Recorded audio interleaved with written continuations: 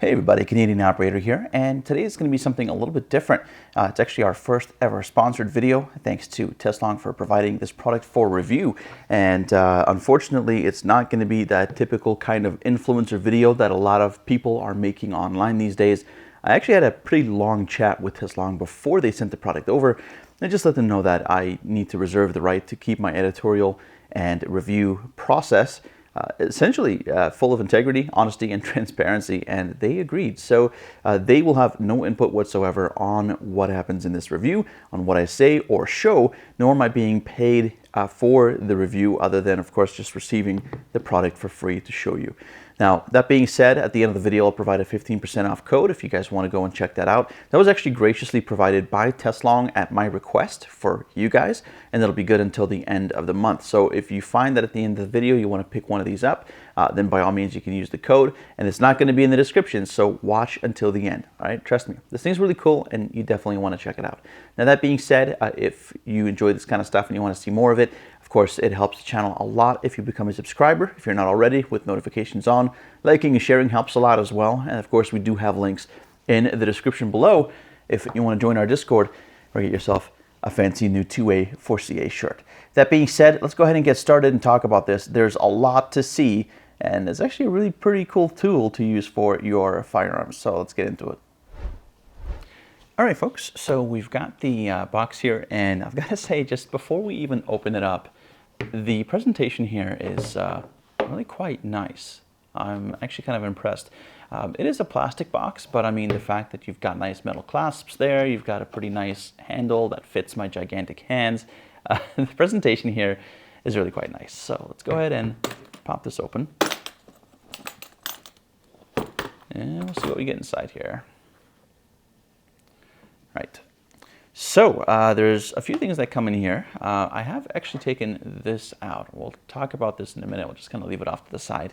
But there's quite a lot of stuff that you get here. So let's just unpack everything, kind of talk about what you get inside, and then we'll hook this up with my Ruger 1022 and see what that looks like inside, because, well, I've already kind of cheated. I've already looked at it, and it's really cool. All right, so first of all, we're going to put this off to the side. And let's go ahead and just take a look at the small stuff first.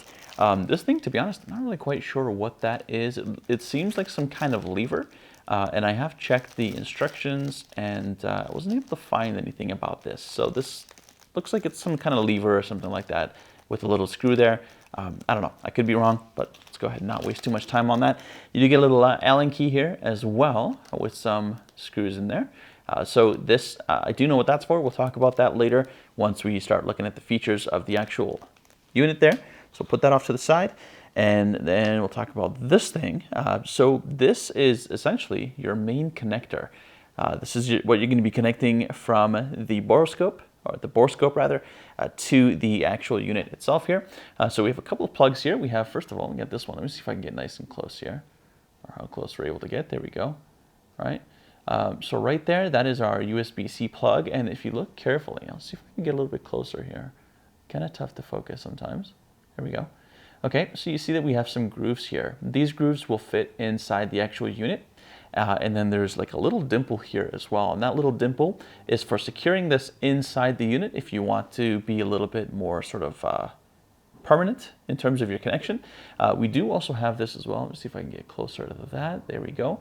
So that is going to be the connection to the Borescope itself, which we'll have a look at in just a minute. This is actually quite nice. I'm actually very surprised as to the quality of the stuff.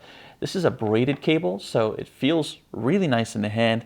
And you've got a nice solid metal piece here. This is all metal, and yeah, it just feels solid, man. Honestly, it's very impressive. So let's go ahead and move on to this. This is very interesting in that it's, well, it's a USB cable. As you can see, we've got USB male. Let me see if can I get that to focus? Maybe, yeah, there we go. Okay, so you've got USB male there, and then we've got another Borescope connection right there. Again, trying to get that to focus properly. Hopefully that's focusing well.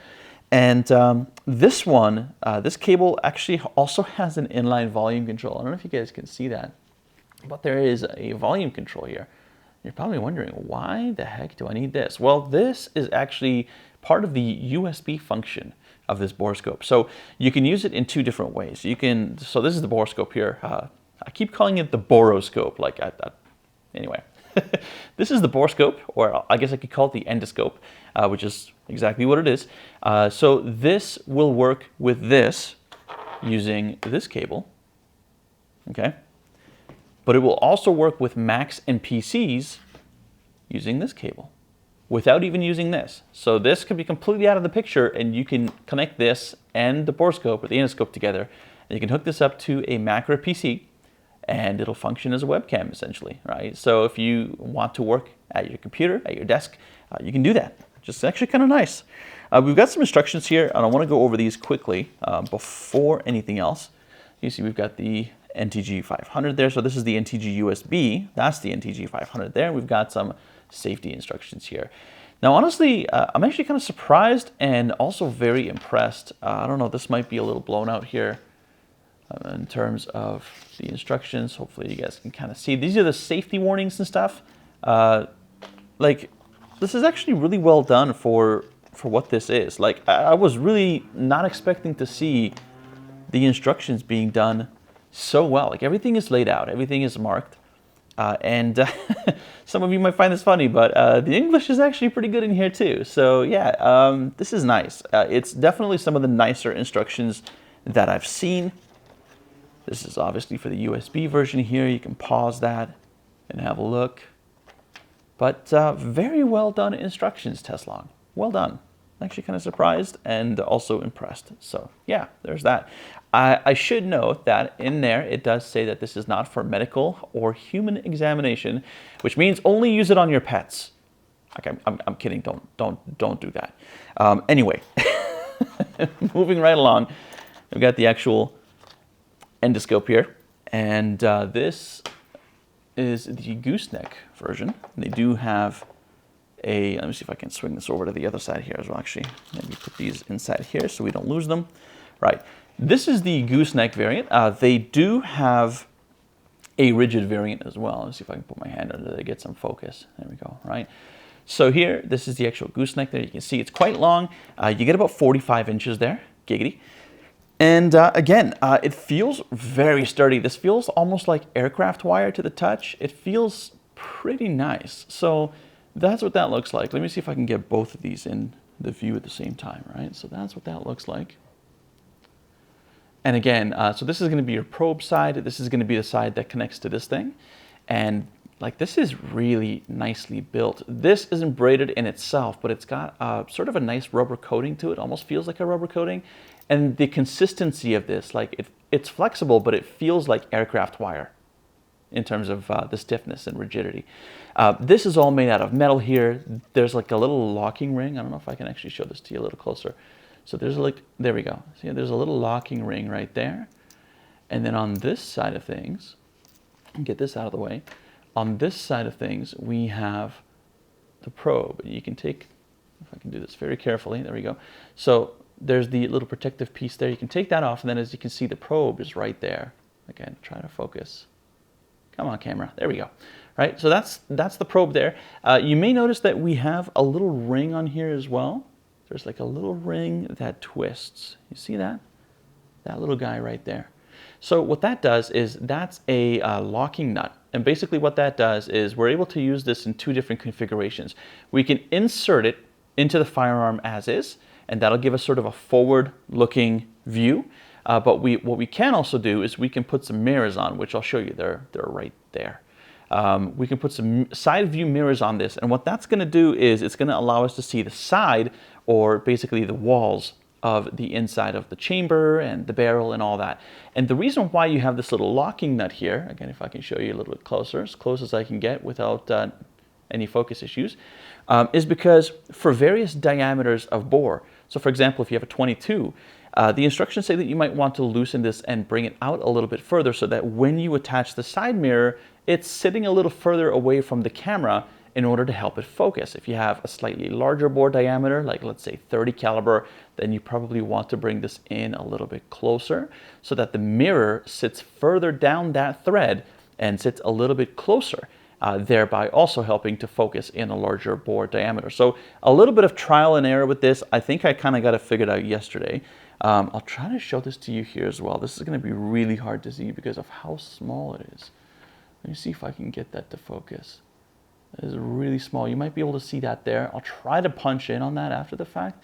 The camera is trying to do all sorts of things. Again, let me see if I can, there we go. I think that's it right there. You see that? So that's the camera. And there's 6 little LEDs in there. You can adjust the brightness of those. Again, we'll talk about that in a bit.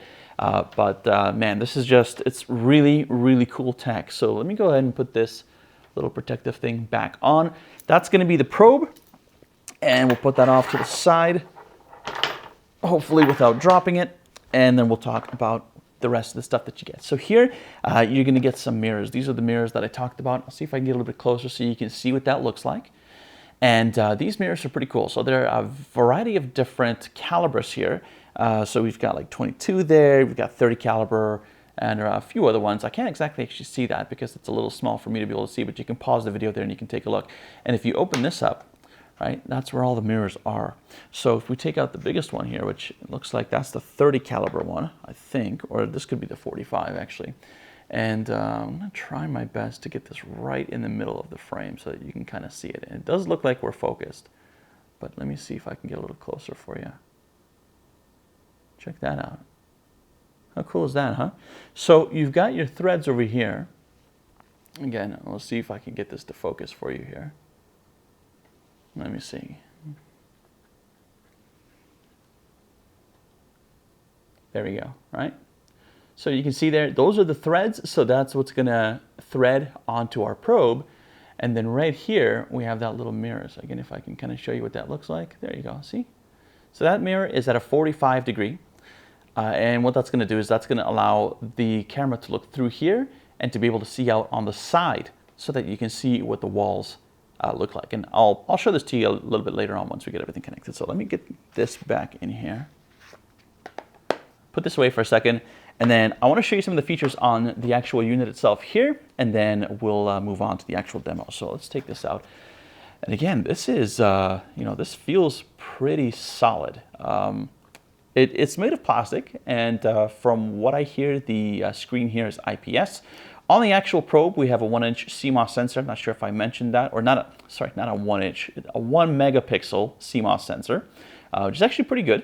Now, in terms of this, you're able to take photos and videos, and you've got a mode button, which we'll talk about, which is actually just down here.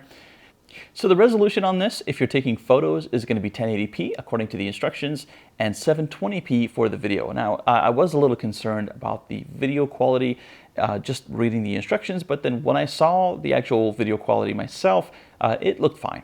It looked like it was absolutely enough for what you're doing here. So let's go ahead and talk about this. We've got some buttons here, and we've got some stuff on the back here as well. So let's talk about the very front here. So up here, we've got a couple of buttons. You've got your record button right there. So what that's gonna do is that's gonna take a photo if you're in photo mode. It's gonna take a video if you're in video mode, okay? Right here is your brightness button for the LEDs that are at the end of your probe. So if you're looking to brighten them up or dim them, this will actually cycle through dimming them. So if you press it, it'll turn them on, and then each press will dim it about 2 or 3 times before it turns them off again. So that'll cycle that. Then you have like a little D-pad here. So for the D-pad, you've got a little OK button in the middle. You've got an up and down button here, which are contextual based on what you're in. So if you're in a menu, for example, those will scroll up and down. If you're in the review, the gallery, it'll scroll through the images or the videos that you have, etc., etc. And then we've got the left and right. Now the right is a setting. So you can press this, you can go into the settings menu, and you can figure out your settings there. So on the left side here, we've got the M. This is going to be your mode, and that's going to cycle you between photo and video mode, as well as being able to check out all the photos and videos that you've taken to basically be able to watch them right on the screen, which is kind of nice. Down here, we've got a couple of features here. We've got a light, and then we've got the power. So the light, if we actually turn this on, you'll be able to see that we actually get a little light on the back here, which is kind of cool. We'll talk about that in a bit. And then also right here, we've got the power button. So if you hold on to that, it'll turn the unit on. Before we do that though, let's flip that over and take a look at the other side of things. Again, fairly well made. Like, this is plastic, but it feels like pretty good quality plastic. And you've got like a little grip here. It's almost like a camera grip. So, if you're holding this in your hand, it kind of makes it easier to hold. And yeah, we've got like a little tripod thread here, which is actually kind of nice. So you can put this on your tripod. There's a number of microphones and a speaker on here as well, because of course it will also record audio in addition to the video if you're doing video mode. And then back here you have a reset button. So the reset button is going to be right there. Okay. And then up here, you've got a little screw hole. This is the set screw for keeping the USB connection basically just locked inside there. So at the very top here, what you're gonna have is you have your gooseneck connector, or your camera connector for your endoscope. I'm not sure if I'm getting that to focus. There we go. Right, so you've got that connector there, and then on the bottom you've got this, which will open up. Let me see if I can actually get that without any nails here. And you've got a USB charging port down here, and then of course you've also got a little SD card slot here, which is actually kind of nice. They include a 32 gig SD card. I'm not going to take it out just because I don't have any nails at the moment, but they do include one in there. It's just a standard generic brand. It's you know, it's not going to be like a SanDisk or Alexa or anything like that. But the fact that they include one with this is actually kind of nice. So you're just kind of good to go, like right out of the box with this thing. And yeah, I don't think there's anything else that I missed. We've got the light, we've got the SD card, all the connections, all the buttons. So yeah. All right, so the only other thing that I want to mention is that according to Teslong, the screen is an IPS screen. I think that's right. It's either IPS or VA. It's definitely not TN because the viewing angles are pretty solid. But yeah, you get a little bit of that IPS glow. So I'm wondering if it's actually a VA panel, which is basically an iteration of IPS, or if it's IPS. But I do think it's correct. All right, so as you can see there, it says no camera because obviously we don't have a camera connected. But if we look right here at the very top, there's our connector there. So we're gonna go ahead and get this thing connected. Let me go get a rifle out on the table, get all this other stuff out of the way, and then we will show you how this thing works. All right, so we've got the side view mirror in there, and we'll throw it up on the screen here for you guys to see it. Let me grab this again, just so it's not making too much noise. And it'll take a little bit of doing in terms of getting the focus right. So again, you'll need to adjust that locking ring and have your mirror a little bit further or closer away from the actual end of the probe. This looks fairly decent. I probably could have done a little bit of a better job here focusing this. But as you can see, this is now allowing us to see not just the outside. The outside edges are basically still the rifling, but that mirror allows us to see a little more detail on the walls and the actual rifling. And what's really cool is if we go all the way to the end, you can see that there's going to be a point at which right there, the rifling actually stops. And there's a little bit of residue here, and then further down, that is our chamber, right? So this is where the cartridge is going to sit. And now I'm not a gunsmith, but I would imagine that right here where we have a little bit of that blackening, that is probably the point at which the bullet separates from the case. You have a little bit of that residual gas or residual powder that probably creates that dark spot there. And then not long after that, you can see that there's a very distinct line, which is basically the end of the chamber, and then our rifling begins right here. So that is actually really, really cool. And if we go further out, you can see that rifling continues to move. And as we pull out here, you can see that we now start to see that rifling. And as we continue to pull out, you'll see that rifling moving consistently. And it's not necessarily that the rifling is moving, because the rifling is actually in a helix pattern all the way around the inside of the bore. But because we're pulling the probe out, it looks like it's moving. So it's actually the probe that's moving, and then the rifling is in a helix pattern on the inside of the bore, all the way from the end of the chamber until the muzzle, right? So that's pretty cool. All right, so the Teslong NTG500, is it worth your money? Well, yes and no. I'll kind of speak to both of those sides just to be fair. First of all, before I tell you whether you should buy this thing or not, I do want to say it's very well presented. It's fairly well made. I mean, the quality is there for sure. For something that seems like you could use on the daily. And maybe we'll make a video in the future for this to see how it holds up after being used regularly for maybe 3 or 6 months, or maybe even a year, right? But that being said, the presentation is fantastic. The quality is definitely there. There's a number of features that are very helpful for someone who's interested in keeping their firearms well maintained, and there's a lot of little extras that are thrown in that they didn't really have to. So from that point of view, definitely, I'd say this is like an 8 out of 10. It's definitely a good product and definitely really useful for people who are using it regularly. And that kind of leads me into the next part where it's like, well, is this going to be useful to you? Well, I guess that depends, right? If you're just a hobbyist or someone that just takes out your gun, does a little bit of hunting once in a while, a little bit of shooting here and there, maybe a couple of 100 rounds a month, and you're cleaning your guns fairly infrequently, you probably don't need to look inside your barrel and check your action regularly, right?